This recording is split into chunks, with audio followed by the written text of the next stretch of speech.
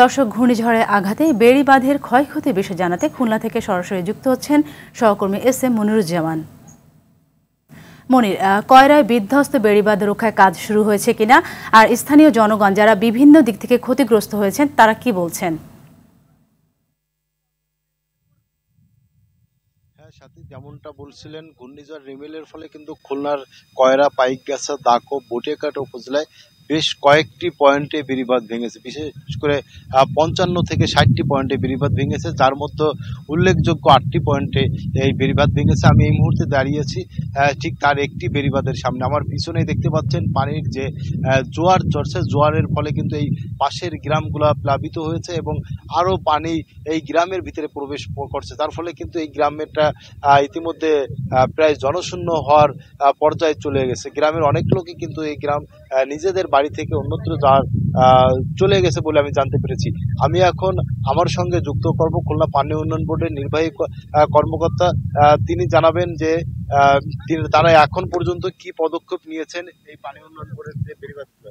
ধন্যবাদ আপনাকে। আপনারা ঘূর্ণিঝড় আঘাত আনার পূর্বে থেকেই আমরা আমাদের সব কর্মকর্তা আমরা মাঠে ছিলাম এবং এই ঝড়টা দীর্ঘ সময় ধরে স্থায়ী হয় এবং উচ্চ জলোচ্ছ্বাস থাকায় আমাদের বেড়িবাঁধের বেশ কিছু অংশ উপচে যায় এবং কয়েকটি স্থান মারাত্মকভাবে ক্ষতি হয় এবং সবগুলো জায়গায় আমরা দ্রুত মেরামতের উদ্যোগ নিয়েছি এবং মোটামুটি সবগুলো জায়গায় আমাদের পানির প্রবাহ বন্ধ করা হয়েছে এবং যে দুইটা স্থানে এখনো পর্যন্ত সম্ভব হয়নি এবং সেগুলো কাজ চলমান আছে। আমরা আশা করছি যে পরবর্তী জোয়ারের আগেই আমরা এই জায়গাতে বন্ধ করতে সম্ভব হবে এবং পানির প্রবাহ বন্ধ করা যাবে।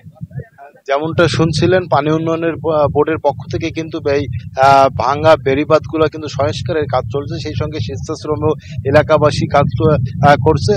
তিনি আশা করেছেন আগামী ভাটায় আসলেই তারা কিন্তু এই কাজটি সম্পন্ন করতে পারবেন। সাথী, এই ছিল খুলনা থেকে বেড়িবাঁধ ভাঙার সর্বশেষ খবর। সাথী, ধন্যবাদ।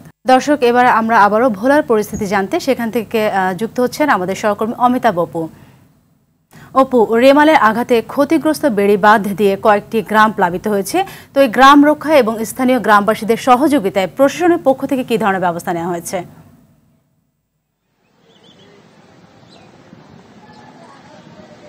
সাথে আপনি যেটা জানতে চেয়েছেন, আমি এই মুহূর্তে একটি ভোলা শহর রক্ষা বাঁধ, যে বাঁধটি গুরুত্বপূর্ণ শহরের জন্য সেই বাঁধের কাছে অবস্থান করছি। আপনাকে যদি জানিয়ে রাখি, ভোলায় যে ভোলাকে ধরে রেখেছে 375 কিলোমিটার বেড়ি বাঁধ, তার মধ্যে সবচেয়ে গুরুত্বপূর্ণ মেঘনাপাড়ের বাঁধগুলো হচ্ছে সবচেয়ে গুরুত্বপূর্ণ। এবারের যে এই যে ঝড়ের যে পানির উচ্চতা বেড়েছিল, তাতে কিন্তু আমরা দেখেছি এই যে বাঁধটিতে আমি দাঁড়িয়েছিলাম, এটিও অত্যন্ত ঝুঁকির মধ্যে ছিল। যে কোনো সময় এই বাঁধটিও ধসে গিয়ে ভোলা শহর তলিয়ে যেতে পারত।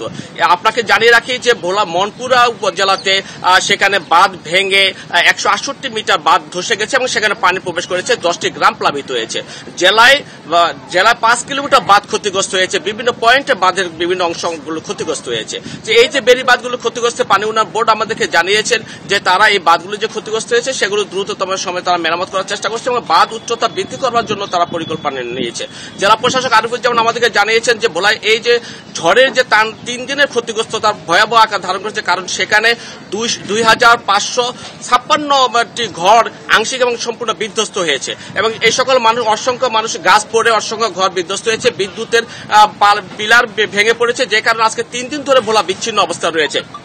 আমরা যদি একটু মানুষের কাছে জানতে চাই যে আপনারা যে বিদ্যুৎবিহীন অবস্থা আছে, কেমন অবস্থা আপনাদের? আজকে 3 দিনের বেশি সময় ধরে ভোলাতে বিদ্যুৎ নেই। এর আগে ঝড়ে এত বেশি সময়, ওনারা জানাচ্ছেন যে এরকম এর আগে তারা দেখেনি যে ঝড়ে এতটা ক্ষয়ক্ষতি হতে পারে। 70-এর জলোচ্ছ্বাসের পর এবারে কিন্তু পানির উচ্চতা বেড়েছিল, যে কারণে চরপাতিলা, চরকুকরিমুখী সহ অনেক জায়গাগুলোতে প্লাবিত হয়েছে ভোলার। এই ছিল আমার কাছে সাথী সর্বশেষ তথ্য। ধন্যবাদ।